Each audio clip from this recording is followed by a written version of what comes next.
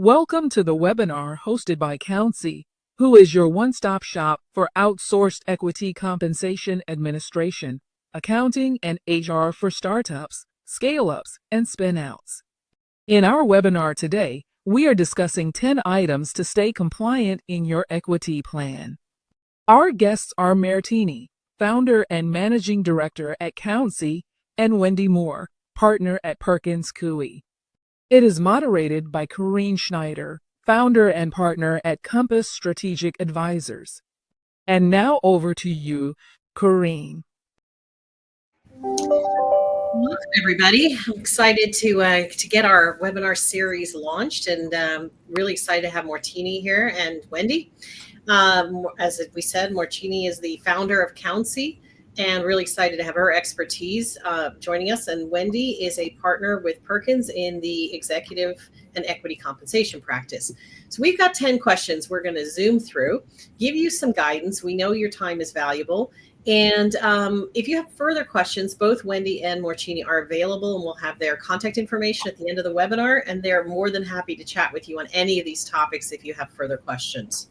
So let's jump into the first one. And Wendy, I'm going to start with you. So somebody just started their company. They come from another very large company, and they're saying, well, my last company had RSUs. So what should I be granting people at my new startup? Should I be doing stock options, restricted stock, RSUs, RSAs? I hear all this stuff.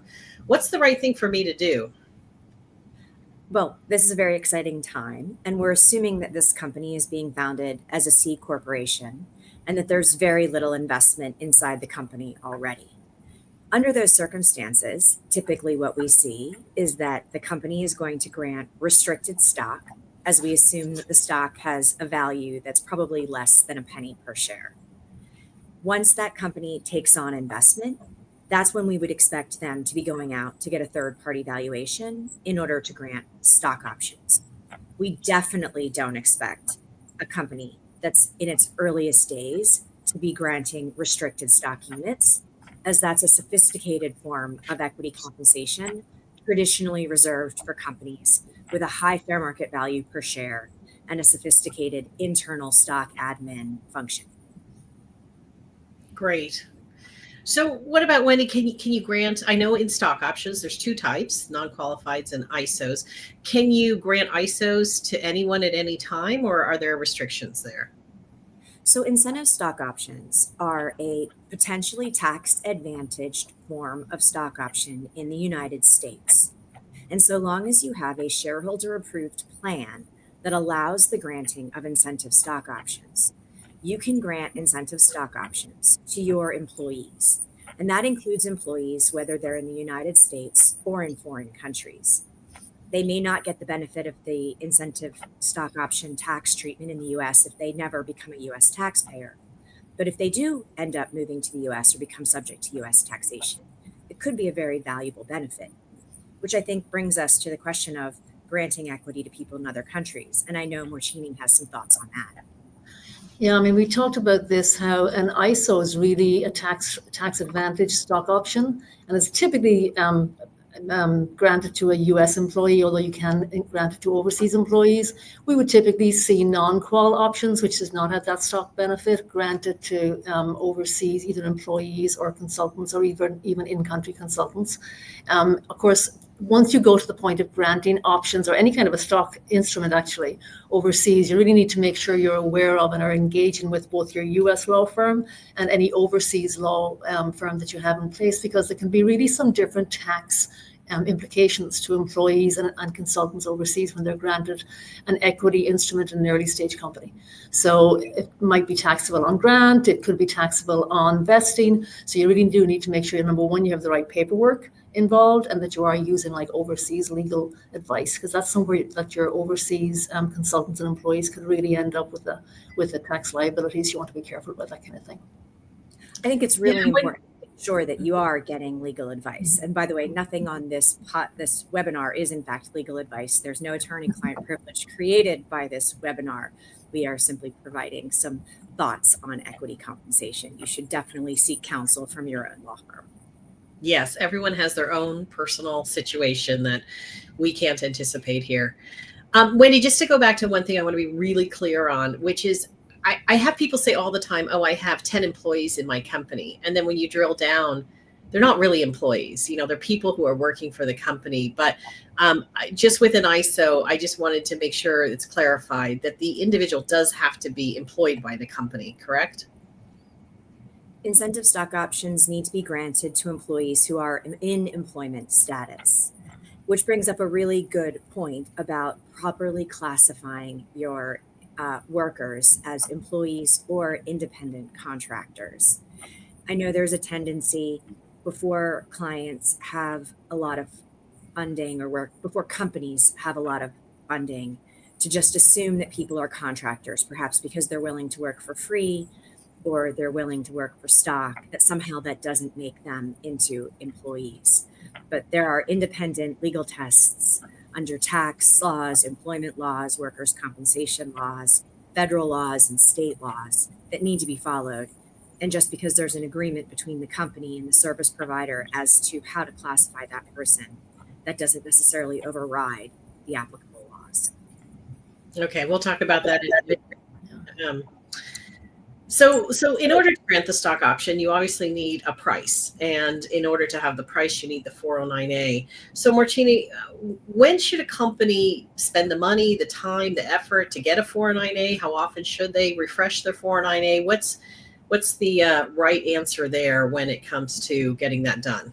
Well, you can't grant an option without a 409A. I mean, you need to have that independent valuation. So once you have an employee stock plan, once you intend to start granting options, you really do need that 409A.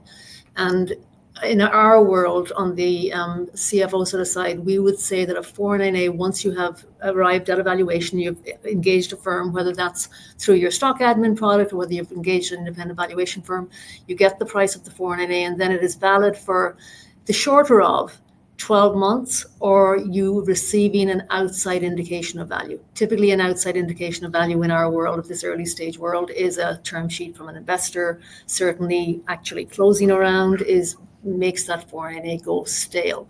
Now, Wendy's a 409A expert. Wendy, do you have any thoughts on that, or any more feedback? So the way that code section 409A of the Internal Revenue Code works is it says that we have a burden shifting, and the IRS will have a steeper burden of proving that you priced the option at an incorrect value if you've relied on an independent third-party valuation. That valuation must reflect all material information known to the board on the date of grant, and that valuation can't be more than 12 months old. And so that's why Mairtini mentioned that it's the valuation that you get expires or can't be relied upon more than 12 months from the date of the valuation date. But it also could cease to be reliable earlier if there's a material change in the business, and that includes another expression of value from a third party. It could also be if there's a material change in the business, like you've far over exceeded your revenue, you've had a material settlement in patent litigation, or some other material fact in your business that changes that wasn't anticipated in the underlying report. So 12 months is an outside date, not a guarantee. Okay, so it sounds like companies need a budget for this, and it's not something, can't kick this can down the road unless you plan not to be granting stock options to your employees. Yeah. One thing just to clarify, I had this with a client once, the 409A is not the value of the company. Because I remember sitting with this chairman who was very insulted that his company wasn't worth very much. It's really a valuation to grant stock options. So people shouldn't confuse the two. Is that correct, Wendy? That's correct. A 409A valuation is a valuation for the limited purpose of determining what is a reasonable basis to set the fair market value, the exercise price of stock options. I think generally investors and potential buyers of your business understand that it has this very limited purpose. And in fact, reports generally state that the valuation in the report can't be used for any other purpose, except possibly for stock accounting. That being said, often during a due diligence process, the investors will ask to see it, and founders shouldn't be concerned about that. They shouldn't worry that the investors are then going to price their preferred price at the common stock price in that 409A. Investors are sophisticated. They just want to see that you're doing it, and they want to read the actual report. The investors want to know that you've granted your options in a manner that's compliant with 409A. That's why they're asking for the most part. Yeah. Okay. So another topic I hear all the time with founders is that they say, "Well, I'm not going to pay myself. Or I've got my 3 programmers here, and once we get funded, once we get some money, some revenue, then at that point, I've just been kind of keeping track of how much they should have been earning, and then at that point, I will pay them." So, Wendy, let's discuss that concept of deferred compensation or not paying yourself. What's your thoughts on that? What do you have to do to be compliant in this area? Because we know this happens every day of the week. So there are both federal and state wage and hour laws. And at least in California, there is not an exception for startups to not pay employees minimum wage, whether that's minimum hourly wage or minimum salary. So we need to be very thoughtful about whether someone is an employee or a contractor, and whether they are being paid in a manner that is compliant with the applicable federal or state minimum hourly requirements or minimum exempt salary requirements. And so before a company is thinking that they're going to save money by not paying minimum wage or minimum salary, it's worth spending time with their legal counsel to make sure that they understand the consequences of taking a certain path when it comes to cash compensation.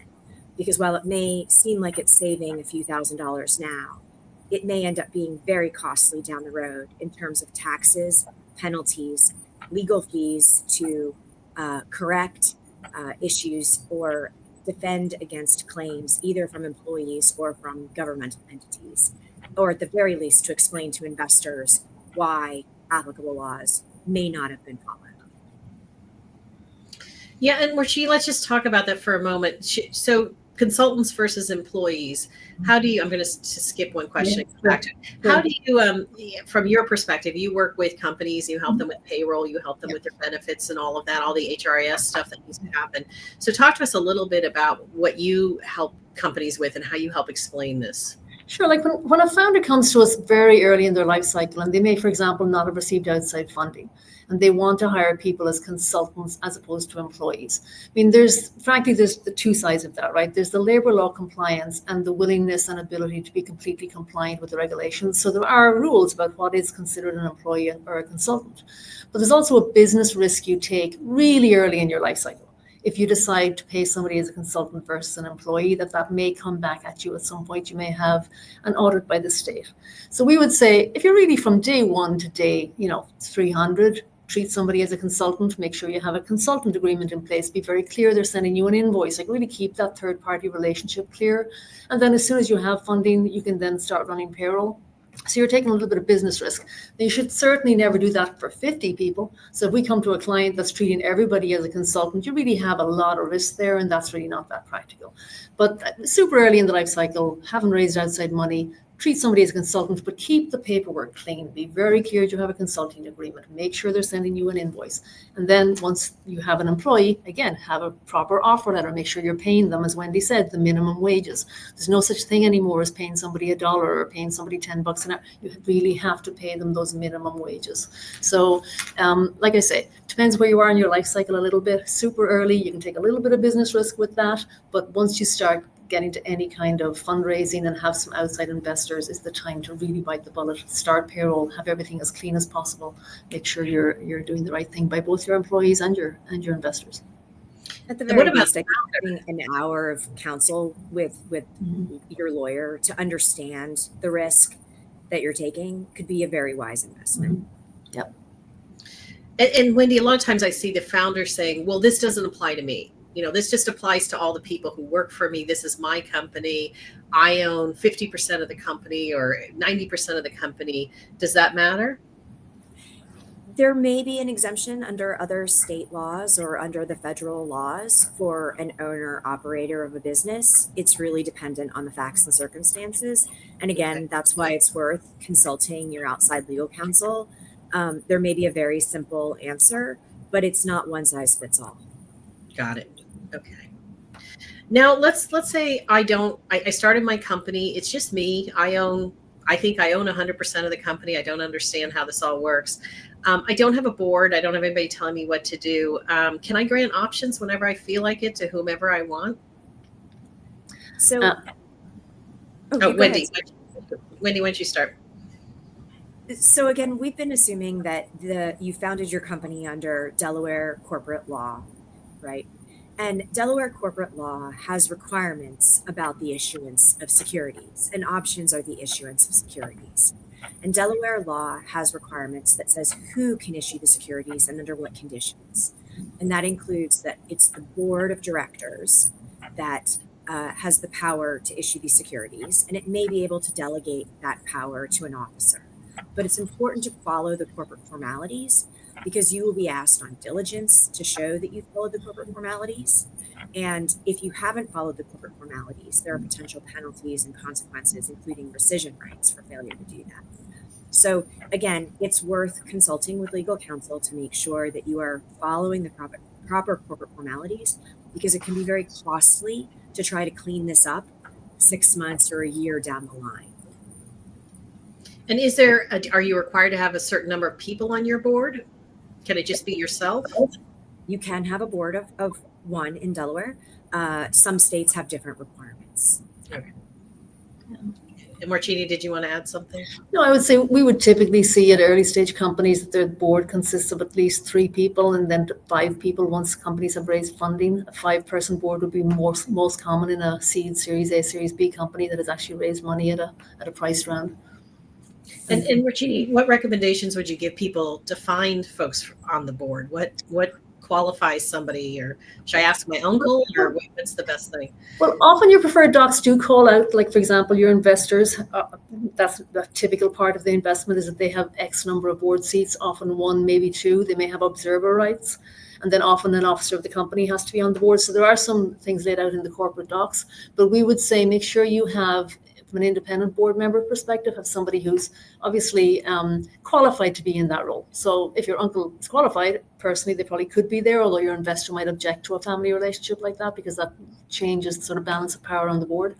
But we would generally say try to have a fair and qualified board, so that when things do become, negotiations or become difficult, that you really have somebody to fall back on, and you have some good people to rely on to maybe go through a proper negotiation. Make sure that you're getting to the right answer when you want to vote on something. And I'm going to lob this one in. It wasn't on our pre-scripted questions, but I get this a lot. Advisory board versus a board of directors. What's the difference? Well, again, under Delaware general corporate law, the board of directors has powers and authority under the Delaware general corporation law. And that's the rights and obligations to the shareholders to run the company. An advisory board is really more of a concept of consultants who help advise the officers and the directors in their areas of expertise.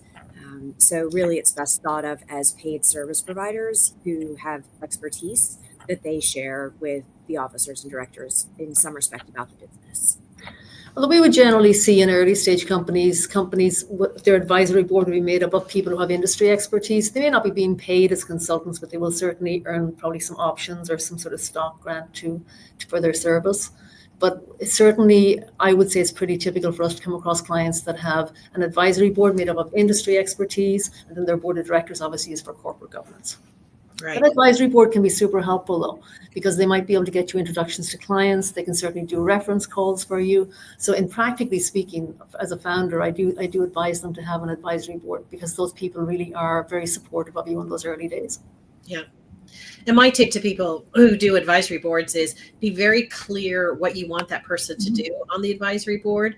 And I've often seen people just granting a ton of stock to these people, and then they disappear and never do anything again. So you may want to think about some kind of vesting related to the award, so that if they're really not doing anything for you, they had a nice lunch and then that was it. They never made those phone calls they promised. Maybe you can claw back some of that stock back because they didn't perform. Yeah. Well, I think it's good. Sorry, Wendy. It's good practice to have a regular check-in with your advisory board, not necessarily as a board together, but it really is on the founder to sort of ask them to do things for them. So you do have to ask. Don't assume they're thinking of you top of mind all the time. But my experience is that once the founders engage with their advisory board, they get a lot of value from them. Sorry, Wendy. No, and I think having a regular check-in is also a good reminder for the founder to remember, is this person still in continued service and therefore vesting, or have they really stopped providing service, and has the post-termination exercise period, if they have a stock option, begun to run? So that's just good hygiene for maintaining your stock plan. That's great. Yeah. Yeah, and don't be afraid to say, I appreciate everything you've done for me, but we're moving on. I see this more and more where people say, well, I granted 3% of my company to this person. They never did anything, and I haven't talked to them. And, how do I get that stock back? It's like, well, if you didn't handle it, it's going to be really tough. Again, this is where spending a little bit of time and getting a good legal contract on the front end, right, can save you very valuable stock and legal fees on the back end trying to come up with a solution, right? Having good documentation and process in the front end, spending a few $1,000s to get your ducks in a row really can save money and headaches and heartache later. Yeah. Yeah. Now, let's assume that I've granted stock options to employees and consultants, the advisors, whoever I've granted it to. Do I have any reporting requirements? I mean, once I grant the stock options, what do I have to do as a founder of a company? Sure, you really do. So you, when you've granted options, you've gone to your board, you've presented your schedule of grants. After that board meeting, you really do need to send out paperwork to your grantees. And that paperwork will lay out the terms of the grant date, their vesting, the price, their strike price, most important, what their strike price is based on the 409A. And then they do need to sign that and return that to the company. And then once you've done that, and then the employee vests over 4 years or whatever, if you do have anyone who actually exercises, you do also have a reporting requirement on exercise. That's normally an annual cycle. So think of when you're doing your 1099s in January, we're also doing a form called the 3921, which is anyone who exercised a share during the year is just receiving a letter. And it's a letter that says you exercised a share, here was your strike price, and here's the current 409A valuation. And that's really just information for both the employee, and then a copy goes to the IRS just to say, kind of to set a stake in the ground that they did actually exercise what their strike price was, the original 409A, what the current 409A is, so that when they don't actually have any, if it's an ISO, any tax payment on that, but it sort of sets it with the IRS that they did exercise. So when they eventually liquidate, that it's very clear what the spread is. Okay. Just one clarification. There may not be ordinary income tax on the exercise of an incentive stock option, but there may be alternative minimum tax on the exercise. And it's also important to remember that you have to keep your 409A valuation updated, not just for the purpose of granting stock options, but to allow the exercise of the stock options as well. So that's a good hygiene for your stock plan, is making sure you have that valuation current. Or that's a great point, Wendy. That's you are not allowing people to exercise when you don't have a basis to determine the valuation on the date of exercise. We have come across that where the 409A has gone stale, and then an employee exercised their shares, and when it comes to do the 3921, we don't have that number to report.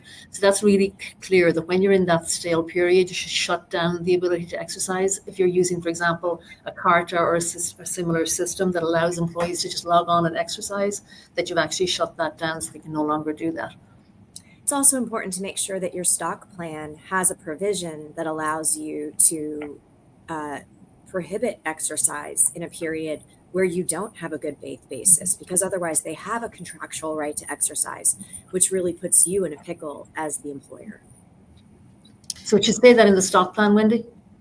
Yes. That's good for me to know. Yeah, and what I hear from founders is, well, we're so early, no one's going to exercise their stock option. But what the founder forgets is that, especially with an ISO, if the person terminates, they only have 90 days to continue to have the ISO treatment. 3 months. 3 months. And so they people may want to exercise, that person might have been with you for a short amount of time. They're leaving for whatever reason. They have the cash. They're willing to do this. And you have to be prepared to support the exercise of a stock options, not just when you go public or sell the company that people exercise stock options. Absolutely. And I did want to mention, we have a comment section here. If anybody has specific questions, you're more than welcome to put them in. But I'm going to go to our last question, and we're almost at the 30 minutes, and then we'll wrap up. But what about 83B? This is the question I get at every cocktail party. Somebody go, oh, you know about stock options. Should I file an 83B, and what is it? So Wendy, maybe explain what it is and why people should consider it. And obviously, everyone has their own personal tax situation, but just a general overview of what it is. Sure. And this is not personal tax advice. This is just a general summary of Section 83. So under the tax code, when you are exercising a stock option that is not an incentive stock option, so a non-qualified stock option, on the transfer of that property, the difference between the then current fair market value and your exercise price is ordinary income on the earlier of the date of the transfer of the shares or the date that the shares are vested. And presumably, if you're exercising when it's vested, that's the date that you're exercising. Some employers will allow an employee to exercise the option prior to the date of vesting, subject to the company's right to repurchase those unvested shares if the person leaves prior to the date that they vest. And the reason that people do that is that if they file an election under tax code section 83B, they can elect to be taxed on the difference between the fair market value on the date of exercise and their exercise price, which, if you're doing this strategically, was presumably lower at the time that you're exercising when the shares are unvested, because presumably you're doing this shortly after grant, then later, usually a year or more after grant, after the stock has presumably appreciated. So this is a tax minimization strategy that some employers and employees choose to use.